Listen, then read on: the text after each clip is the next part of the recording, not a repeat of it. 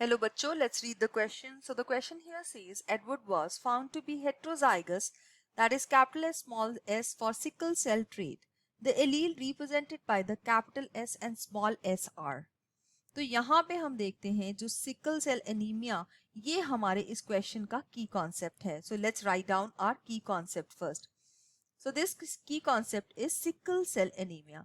So sickle cell anemia क्या होता है? Sickle cell anemia एक तरह की autosomal recessive allele है. Okay?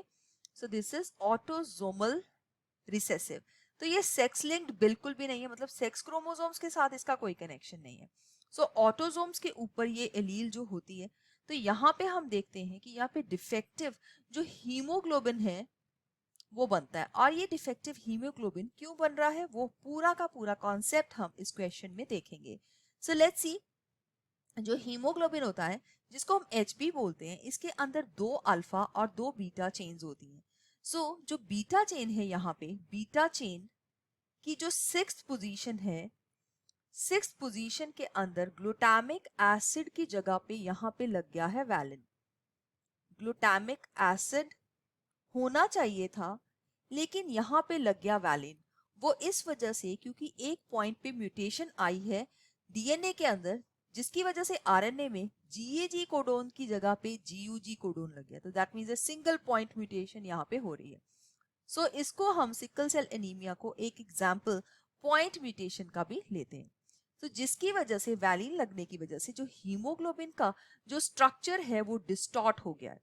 डिस्टॉर्ट इसलिए हुआ है क्योंकि इसने हाइड्रोफोबिक बॉन्ड्स बना दिए with the side chains. Hydrophobic bonds, जैसे ये हाइड्रोफोबिक बॉन्ड्स बनते हैं और हीमोग्लोबिन का स्ट्रक्चर चेंज होता है, तो आरबीसीज की जो शेप है जो कि वैसे बाइकनकेव होनी चाहिए थी, अब वो सिकल शेप बन जाते हैं.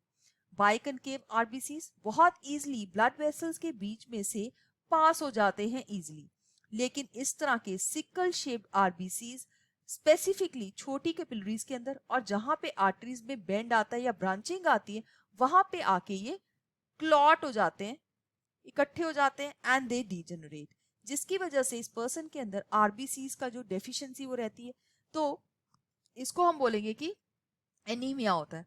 तो ये जो रिप्रेजेंट होती है इस जीन को HbS जीन बोलते हैं.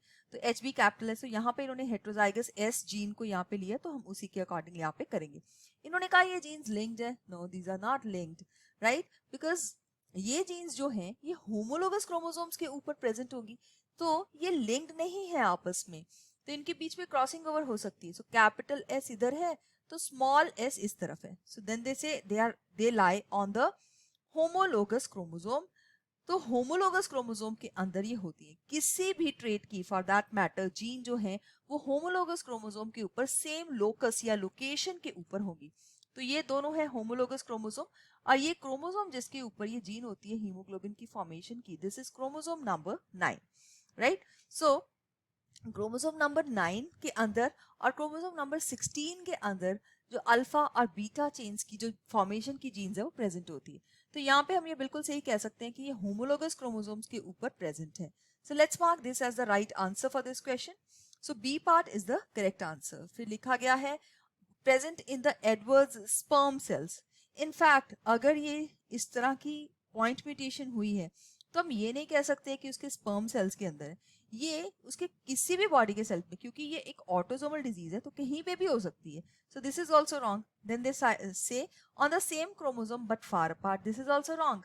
कभी भी एक ही कैरेक्टर की जो 2 एलील्स होती है वो सेम क्रोमोसोम पे नहीं होती, वो होमोलोगस क्रोमोसोम पे होती.